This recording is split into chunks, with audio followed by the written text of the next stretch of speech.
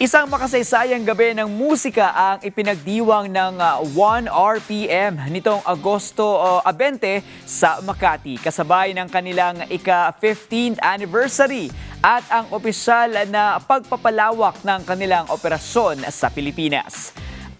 Ang 1RPM, isang kilalang puwersa sa global music industry, ay formal nang pumasok sa Pilipinas bilang bahagi ng kanilang pagsasakatuparan ng misyon na maghatid ng oportunidad para sa mga artista.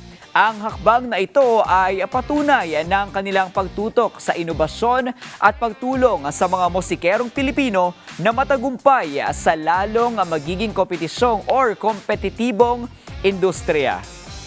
Sa ginanap na pagdiriwang, nagsama-sama ang mga artistang may iba't ibang genre ng musika.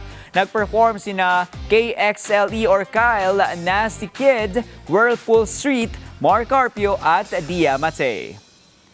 Ang kasayahang ito ay isang pagdiriwang ng pagkakaisa sa kabila ng pagkakaiba-iba ng tunog. Pinatunayan ng 1RPM na sa kanilang misyon, ang lahat ng tinig ay mahalaga at karapat-dapat marinig.